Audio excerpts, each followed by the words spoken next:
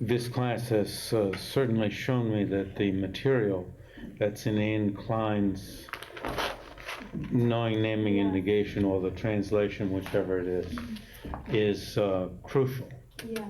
Crucial. Because sound generalities and meaning generalities, this being your obsession.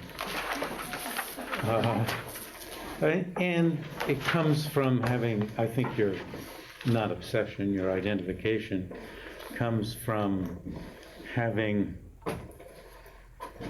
heard so much about conceptuality being the object of negation. Yeah. Okay? And that's occurring in the Sutra school following reasoning. And it's what people usually, after you read about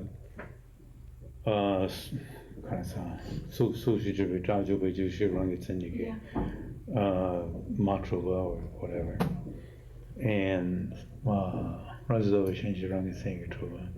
you start thinking that that's what, what is actually in Gelugpa Sutra school concern is what mind only is talking about. Yeah, Once you hear about it, all this in mind only, then one automatically, without hearing about mind only, thinks that what Gelug identifies as going on in the Sutra school is what Madhyamaka is about. So, how the study of the two, not that I need to say this, but how the study of the two can enrich each other is one from the side of what you've been hearing so much, is to understand in Gelug that at Buddhahood there's no conceptuality, that it is being stopped, even if it is not the Rikbe Gakcha. I guess it has to be a Gakcha.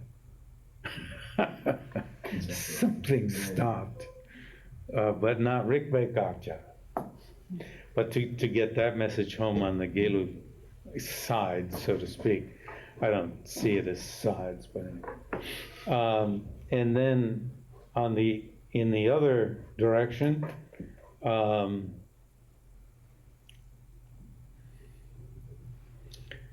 there's a challenge to deepening one's understanding about what's going on in Gagyu, all right? It's like Pabunga, who is very important but quite biased, very important actually, in this century, biased Gelugpa scholar, yogi, reduced the Nyingma view, for instance, to cultivating common body. Now, it could be that when we approach the Nyingma view, we reduce it to common body, even though we would laugh at putting that name on it. Do you follow? Getting through to some non-conceptual or seemingly non-conceptual level of perceiving the mind, So you get challenges to, not challenges, you get helps to take it deeper. Then, so the most helpful material is not what's in here, but what's in Anne Klein's. That specific section from Dendal Harambai, I presume. Yeah, right? I've been reading that, and I think from my understanding, what it comes down to is that there's a second abstraction, basically, an abstraction that is the referent of conceptual thought. So I think I've kind of got that pegged. Good. But what's not answered by the Anne Klein book is then it switches to the other emptiness, the difference in entity between subject and object. Then the question still is in my mind, what is the difference between emptiness of the difference in entity between subject and object, and emptiness of the existence of... Okay, then we're talking about evidence. I think on, this do proponents of mind only meditate on mind only. that issue. Now the 2 pages of Reflections on Reality is on this topic. Now,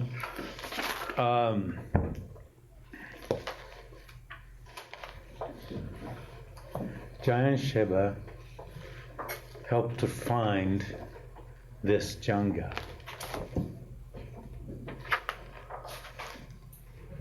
Jayan Sheba's next incarnation was Kunjuchi Mewombo.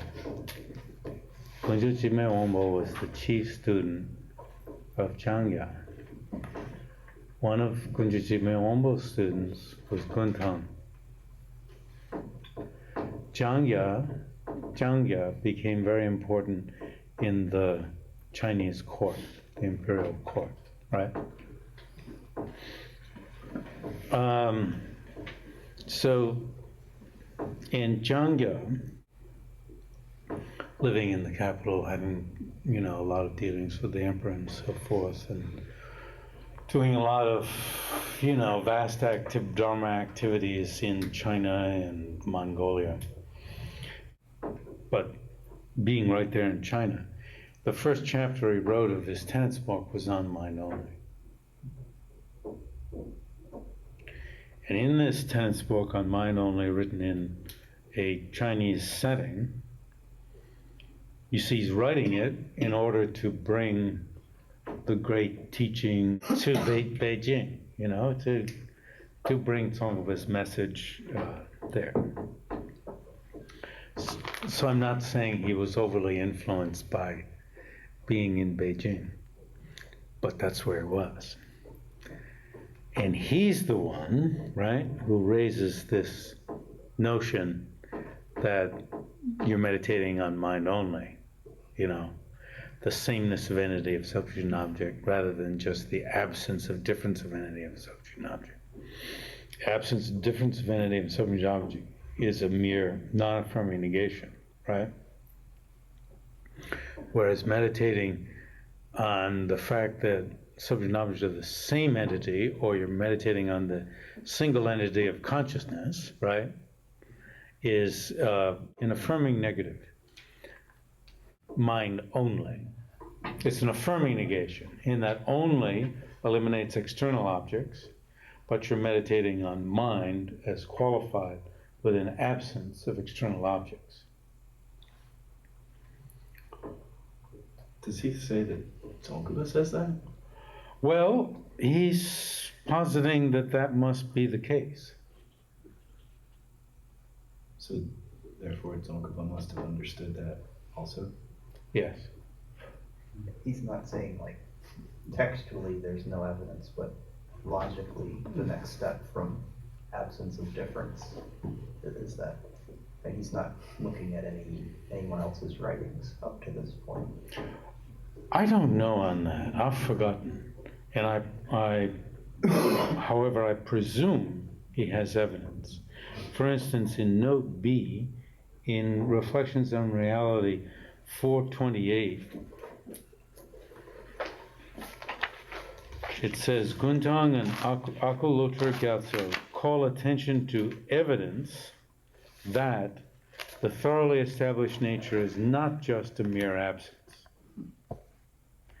There's a statement in Asanga's compilation of manifest knowledge that the 4 subsequent forbearances and 4 subsequent knowledge of the path of seeing. So that's the path of seeing. It's direct perception.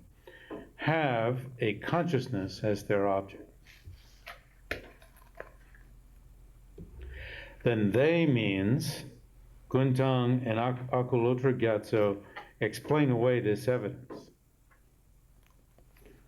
Hopkins adds in at the end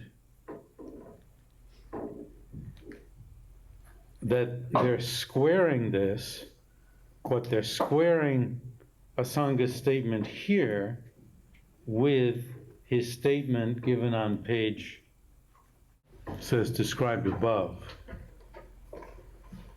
Anyway, what that statement is that the path of seeing is like closed eyes, okay?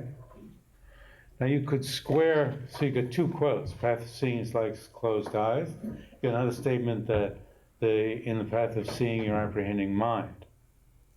So you can, Hopkins though is coming down on the side of one side or the other, which I don't think I'd do now. I think I'd say, you know, if you square it this way, you know, if you put the two statements, if you force them together, you can force them either way, right? Eyes closed in the sense that you're not perceiving an external object. Just leave eyes closed at that, but you are perceiving mind only. You could do that one, right? But with the Gelupa fascination with what you're perceiving when you directly perceive the thoroughly established nature as being a non-affirming negative, then that has to be pounded through all of these other situations, okay? And, you know, it may be more like a little of the one and a little of the other also. Maybe sometimes this and sometimes that.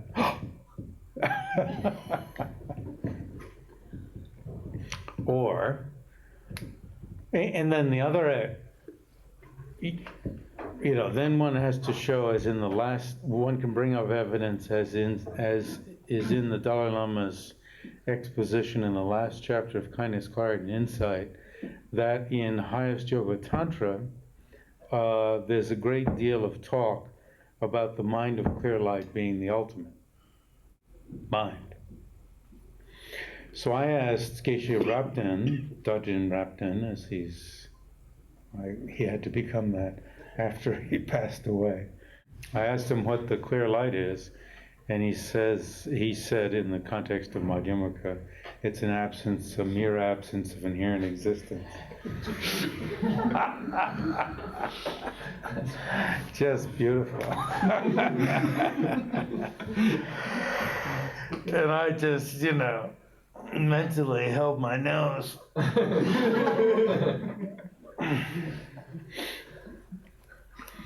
It's in situations where you don't mentally hold your nose, but as I mentioned in reflections on allegiance, where you really want to hold your nose, but then you convert to the other person's exaggeration, shall we say, and then you pound other people with the exaggeration. Oh, clear light. Not very negative. What do you mean you don't want to say that? You know?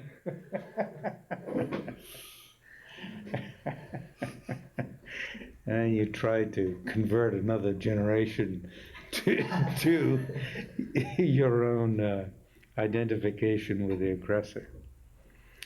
Yeah. Then, about the reasonings. Just a brief run on the reasonings. If you happen to have page 424.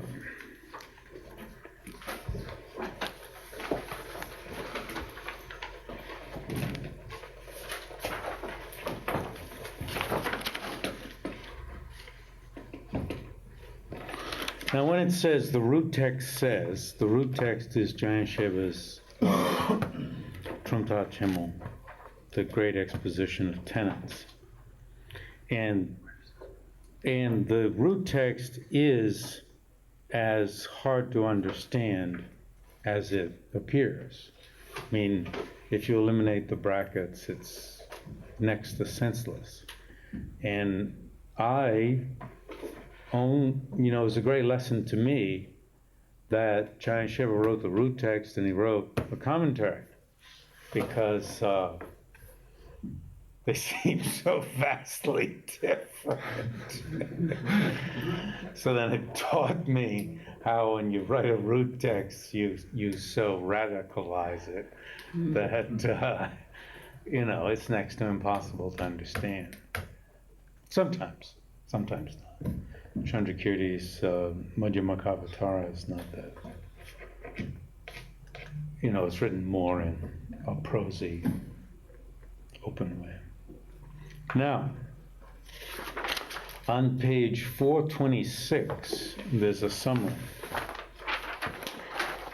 So, in the middle of the page, this is his commentary. Various types of reasonings. And it's only 2 paragraphs where I think most of the reasonings are summed up. Chinomatrans assert that there are no external objects because 1, 2, 3, 4, 5. 5 reasonings. Objects such as forms and so forth do not appear to the uncontaminated, exalted wisdom consciousness of superiors. This is an appeal to the psychological state, right, of meditative equipoise. And that's all. There's no further reasoning. It's taken for granted that there is yamsha yeshe, the wisdom, exalted wisdom of meditative equipoise. So that means like path of seeing, path of meditation, in which you're directly realizing emptiness. So it's taken for granted that there is such a thing, and that there is that one of its qualities is that nothing appears except emptiness, or mind, or whatever you wanted to say. But no external objects appear.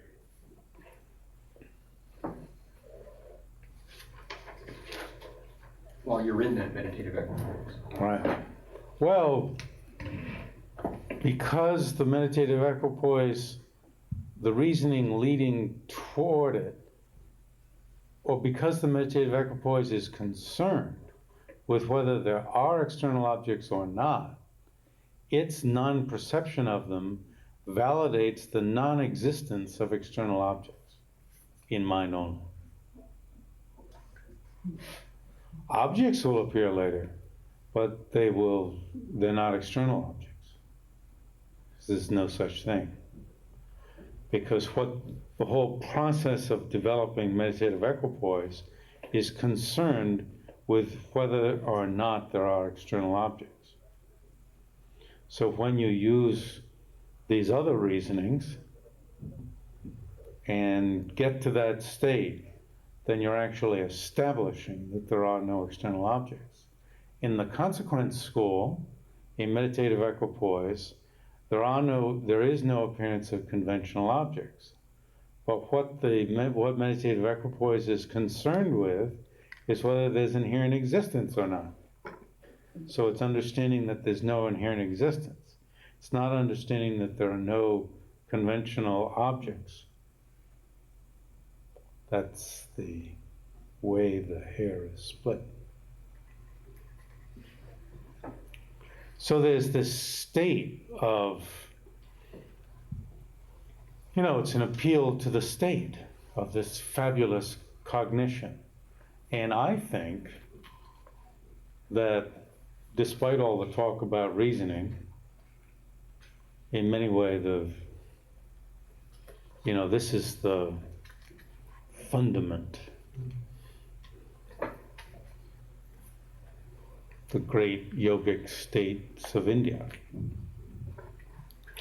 Now, in the process of achieving calm abiding, there is a point at which the object is pierced. Yul Bikpa. I think we talked about that maybe at the beginning of the course. I don't know. Yeah, we did. In other words, the sense of subject and object diminishes. Is this at the end? Is this once you have meditated calm abiding? I don't know at what point Yul Bikpa comes.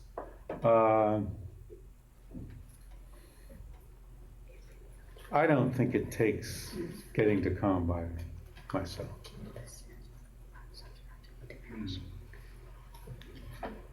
So this is, I believe, although he didn't say it, the context in which the Kalmyk Mongolian Geshe from Astrakhan, Ngawang Wangyal, said that mind only is the basic religion of, sort of the religion of India. I think that's the context, that experience. Now, of course, gaining calm abiding can't be just the gaining of, cannot constitute gaining the path of seeing, because otherwise, since it's admitted that Buddhist and non-Buddhist yogis achieve calm abiding, they would all achieve the path of seeing, which is absurd, since only Buddhists can do that, and so forth and so on. It's interesting that, Dzogchen and calm abiding, and Yul Pikba, calm abiding, then it's when you, despite the fact that there seems to be some sociological or economic reason for butting these systems up against each other and forcing their difference, despite that, in the forcing of the difference, then it's fascinating to try to figure out what the difference is. Now, so anyway, this appeal made to the state of meditative equipoise, my I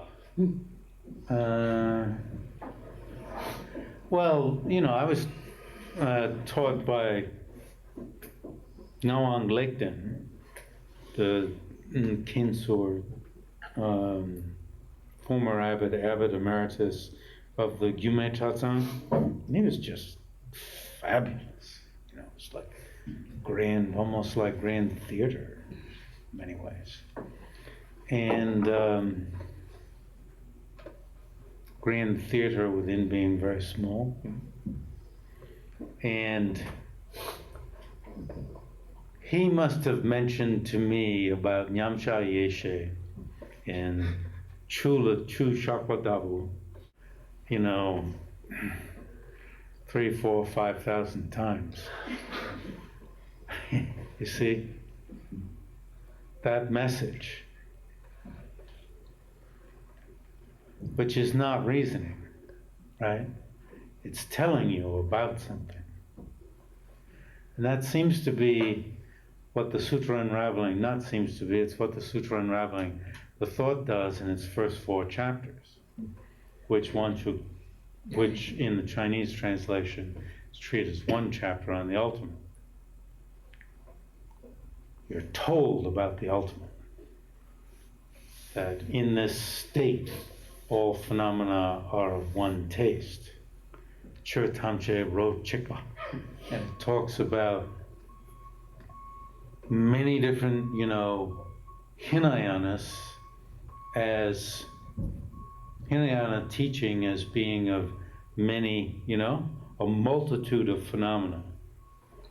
And then this teaching as being Churtamche Rochikwa, which somehow, however, doesn't blot out the manyness. Do you follow? I think that's clear from the Sutra Unraveling of Thought. It doesn't say that in so many words, but it deals with many phenomena later on in the 8th, 9th, and 10th chapters, for instance. So that it's not that the mode of teaching that is found in the Samāhita Sutra is replaced by appeals to logic. But it certainly appeals to logic were introduced, no question. Certainly appeals to logic were introduced, but not to the point of drowning out this other appeal.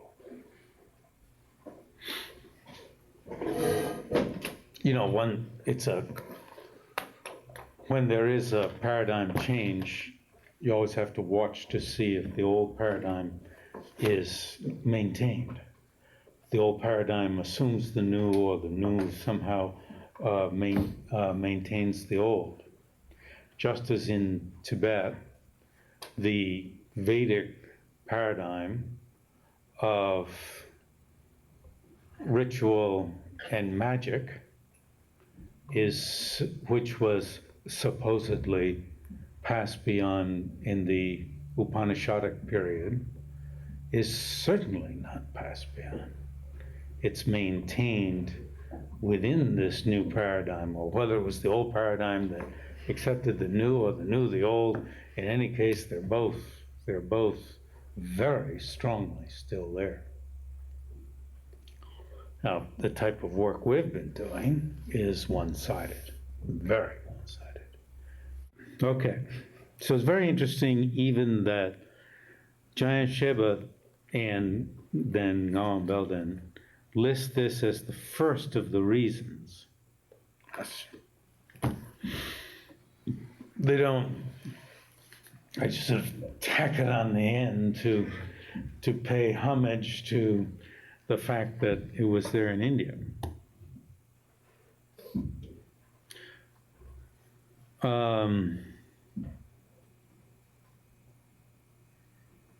Then the second reasoning, when the three, gods, humans, and hungry ghosts, see a thing, for instance, water, many mental awarenesses arise. Gods see ambrosia, and when they drink it, they drink ambrosia. Humans, you could say, instead of the first water, you could say fluid. But it's chu, no matter what. There's chu, and humans see chu. So humans sound as if they're in a very gray area. They don't see ambrosia. They don't see pus and blood. But a lot of the time we do see pus and blood. And sometimes ambrosia in water, right? And another version is that Jungya has, is that an animal, and what he means is fish, would see a place to live. Not something to drink. Do fish drink? I wonder if they need water to live. Maybe osmosis. Yeah, you would think they get so much.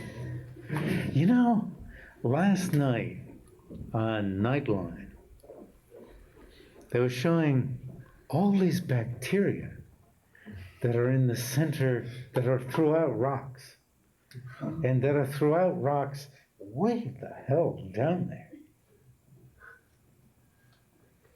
And so, you know, I remembered Ngawang Langden's, Khyentse Ngawang Langden's seemingly absurd statement that, well, there's some being everywhere that's apprehending, you know, even in the middle of rocks. There are boo. Gods. You know, he didn't turn to God like Bishop Barclay does, who knows everything, or to Buddha, who knows everything, but said there was always a sentient being to certify the existence of anything. You see, that's how you keep an external world without an external world. And I thought, well, that's absurd, in the middle of a rock.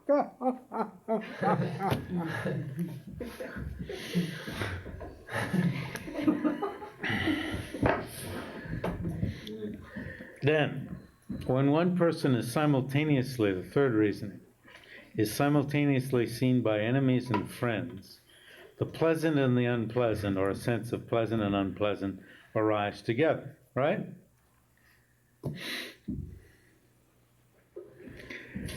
So, and how could there be multiple natures in the object? Then if there aren't multiple natures in the object, right, it's because of our own predispositions that something is superimposed on the object. right? We're willing to admit that. Then, does that mean there's no external object at all? And then you have to probe, well, just what is that external object, you see?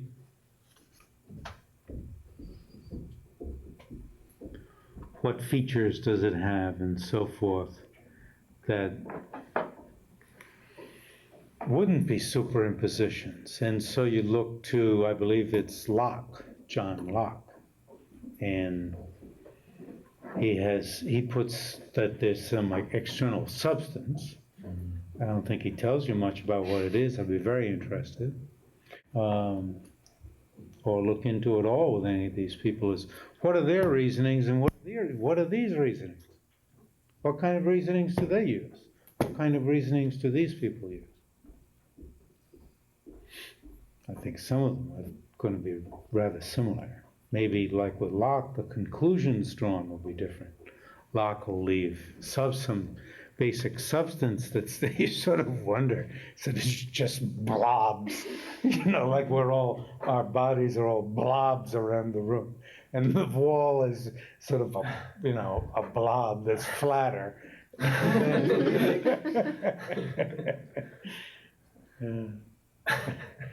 Who knows? But you see, it's this kind of probe that, what is it, 19th century, got so tremendously interested in. And then Marx, the usual, you get a response back to it, is going to materialism. And it's not the mind that's most important, it's where matter is being exchanged, and who's got the matter, who's got the money, who's got the gold, who's making who work. And we're more or less inheritors of that, right? Of that phase. More or less. You think so or not?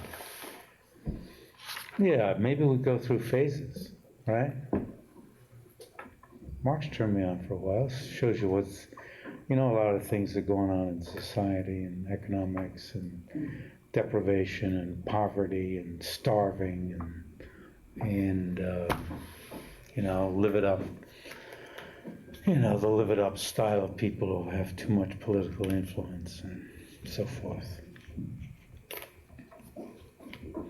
But that not being satisfying for me. Then, next refers to a yogic appearance. Because earth appears as water, and this is a translation, which is why it's so difficult to read. Earth appears, well, I don't know, maybe it's just not well done. Earth appears as water in accordance with whatever is imagined in yogic appearance.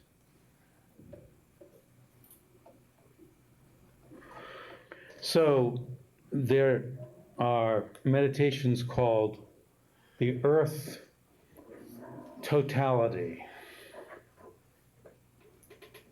I think it's called sa-sebe dingazin. Anyway, the yogi purposely sees just earth everywhere, or purposely perceives just water, which is easier to imagine. Now, I'm unclear as to whether space is also water, which it could be, or whether you just turn earth into water. And at some point, meditatively, this is what you perceive in clear perception.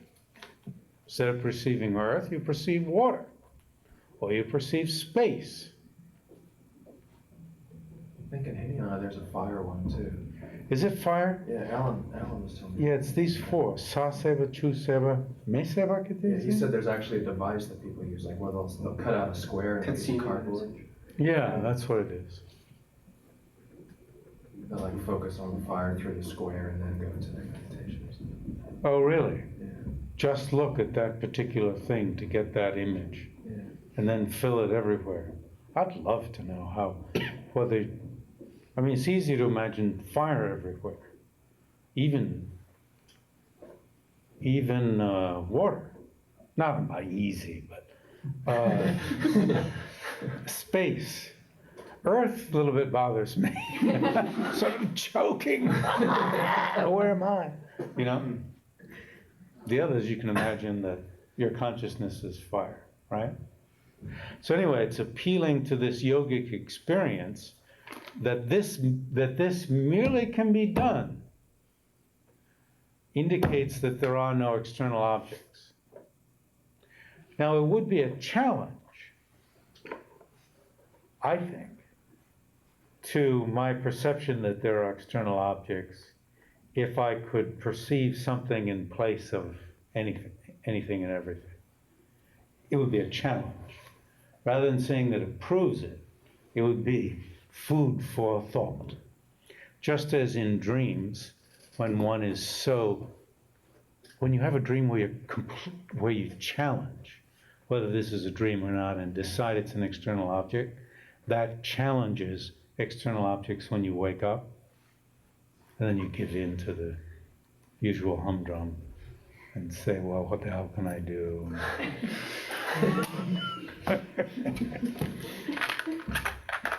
And then fifth, as it's said here, this is just what I brought up, the appearance of objects is similar to dream objects.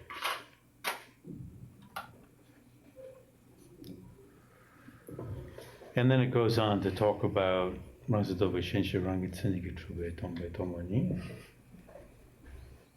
got a little better in that over this semester. It's cool.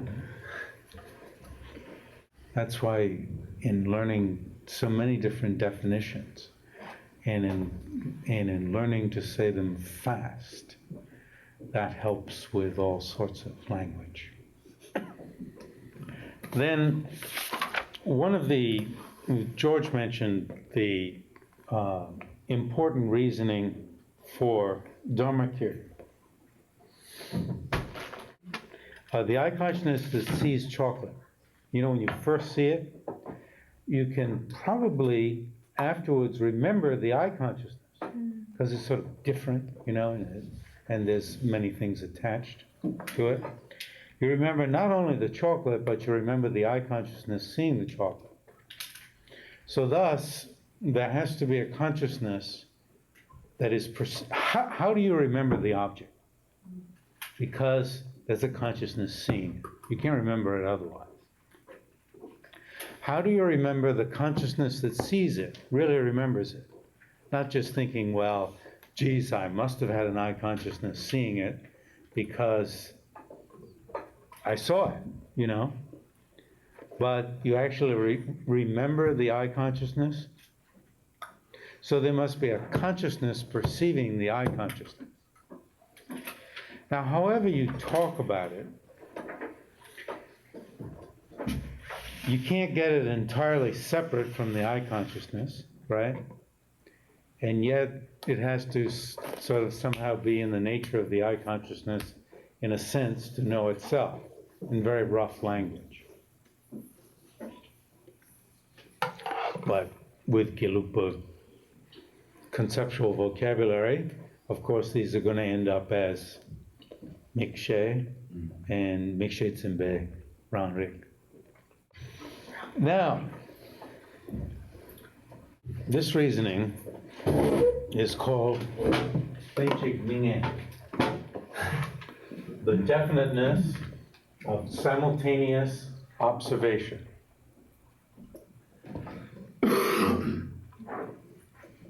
Plainchik Mikpa Nyeba.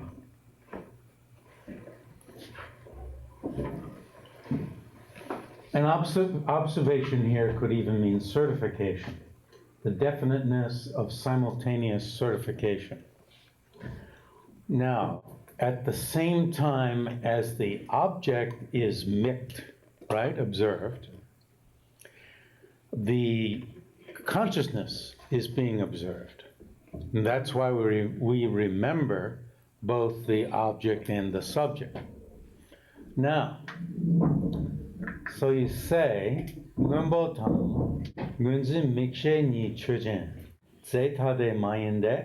so blue and an I consciousness apprehending blue, those two, the subject, are not different substantial entities. Why? So Dharmakīrti proves that subject and object are not different entities because they are definitely simultaneously observed or certified. So if you didn't accept Rangrik, that there is self-consciousness or self-cognizing consciousness, then if you don't accept that there's Rangrik, you'll say Dhamma. But if you accept that there's Rangrik, then you move to the next step. Why does it follow from the fact that once they're simultaneously observed, that means that Ngurmbo and Ngurzen Mikshe exist simultaneously. If they exist simultaneously, then Ngurmbo is not a cause producing, is not the Mikyan, the cause, that is the object of observation, producing the Mikshe. How can that affect my consciousness if it's at the same time as the consciousness? Because causes and effects cannot abide simultaneously. Because causes and effects cannot abide simultaneously. Cannot be simultaneous. But what if you have a continuum that affects the arising of something and then it continues? Well, then you wouldn't have Flenching Mingye, strictly speaking. And I think that's a good response. And you wouldn't have Flenching Mingye. You wouldn't really have Rangrik. What you would have is a consciousness that is, the Mikshe would come after the moment of Ngurmbo that it's perceiving. So certification would not, the object would come after the moment of the object, the second moment. Certification of the subject could occur simultaneously with the subject, not with the object. Now, this is a big reasoning in Dharmakīrti. And then what almost all Gelugpa scholars do is unjustifiably carry this over to a Sangha. Now, Dignaga was the teacher of somebody or other who was the teacher of Dharmakīrti. Ishvarasena. Ishvarasena? Dignaga was the teacher of Ishvarasena, who was the teacher of Dharmakīrti. Dignaga was a student of Vasubandhu. Vasubandhu was Asanga's younger brother. So to bring Dharmakīrti, well, even Dignaga, I don't know if it's in Dignaga. No. What's in Dignaga is the analysis of partless particles. To bring Dharmakīrti over to a Sangha has to be done very carefully. You have to textually show that a Sangha asserts self-consciousness. It all starts from there, self-knowing consciousnesses. And as Jangya says, it's completely doubtful in whether a Sangha asserts self-consciousness or not. It's just not a topic, And so when Gelugpa scholars say there is no way to posit mind only except by way of this reasoning, and thus they say by way of there being self-consciousness. What the meaning is, by way of this reasoning, which necessitates self-consciousness. They are wrong. That was George's point. Because a Sangha has a way of positing an absence of external objects without relying on self-consciousness. Doesn't mention it. And when you get down to it, with people who, despite this widespread statement, people who are more tuned into it, they realize, I'm not saying every Gelugpa scholar is this way, but so many people have made this statement as a way to easily wipe out mind only. I think that's how it got going. So now let's see. That's the Hlinchik Ming. Then we already spoke about partless particles. Tignaga, Vasubandhu. So you've got a, I don't know how it's six. Anyway, I think you have a central thing and then it's surrounded by 6 particles, whatever the number is.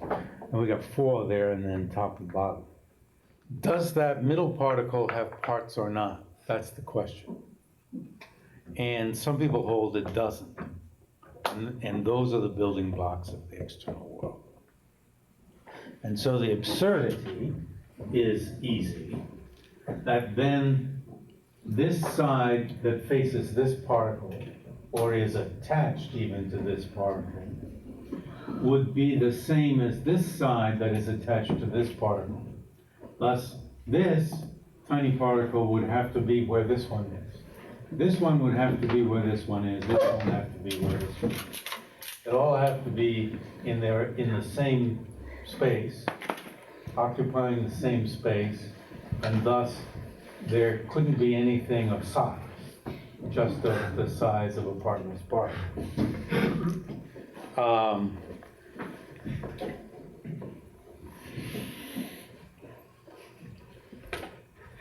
Giant Sheba holds that to present an external world, it's not necessary that there be partless particles, but that what the mind-only proponents are doing, both Tignaga and Vasubandhu, and I don't think Asanga, are arguing against is those that hold that there are partless particles that are the building blocks. Now, are they saying that you would have to? I don't know. People like Benja Sunatapa say that in the external world systems of the Great Exposition School and the Sutra School, the particles are partless. Whereas Shansheba says, I think it's Sutra School or something like that, they have parts. I just want to introduce a complexity. So, now what was your question? My question concerned the presentation of the path. Oh yes, the path you asked yesterday. In the 2 lower vehicle schools, it is said that the main procedure is laid out by way of the 4 Noble Truths. For instance, in Vasubandhu's Abhidharmakosha, the chapters are divided into those concerning the 4 truths. There are 8 chapters, and I don't know if it's 2222 or what. In the mind-only school, it's by way of the 3 natures. This is the main rubric. Need we say that? And in Madhyamaka, it's by way of the 2 truths. So, the cameraman is wondering how the path is practiced relative to the discussion of the 3 natures. Well, I think it's that Shenwang, for persons whose continuums are not ripened, which means just about everybody, persons are taught other powered natures first. So they understand that experiences of pleasure and pain are due to their own previous karma, and will assert their intention with regard to what they do, and adopt virtues and discard non-virtues. And then when that has been done, then you identify the non-existent imputational nature. Megukunda. The appearance of objects as if they are Mazdo Vishenjirang Truba, or Susan Susan Sema Zetade du Truba, right? Something, or taste or whatever. You know, why do I want that taste so much? Because I see it as different entity.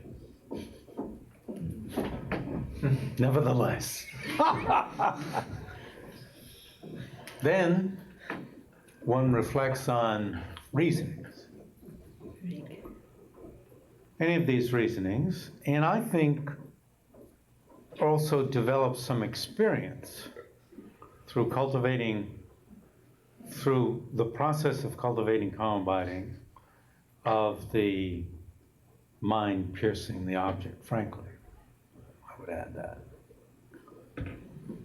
There has to be a calmness of mind to some degree, because otherwise you'd just be flitting about in your usual way and not have enough calm to realize an absence of entity of such an object. Although I think people also have insights at certain times that just come, that are just there at some unusual moment, when the bifurcation into subject and object has not been concretized. And through that, realize the thoroughly established nature. And would that constitute the path of seeing? When you see it directly, and you could realize the thoroughly established nature by inference even before the path of accumulation. And through concentrating on the thoroughly established nature, pure other powered natures, marvelous qualities are produced. And the afflictive emotions that are at the root of traveling and cyclic existence are lessened one by one. And one doesn't have to go to the level of direct perception, right? I mean, by concentrating on, say, the mind as qualified with an absence of difference of entity of subject and object,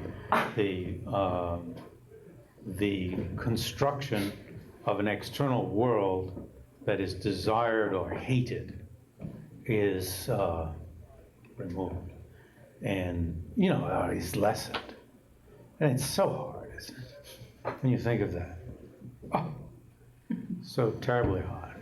I always, when I say something like that, look around at somebody in the room and they might think, oh, I was looking at him. But, I was just, because I'm talking. The place to look is right here. What does it mean that pure other powered natures are produced? Compassion, love, wisdom, consciousnesses, they're all pure other powered natures.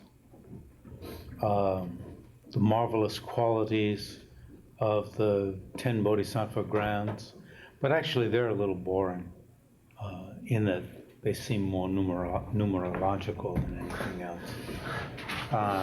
But when you think about the qualities of patience, giving, ethics, patience, the broader qualities, effort, and so forth,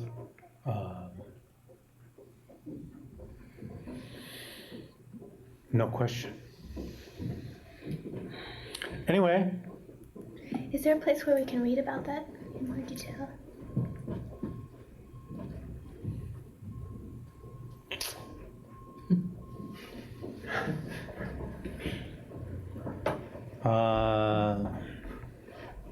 Did you do salam last year?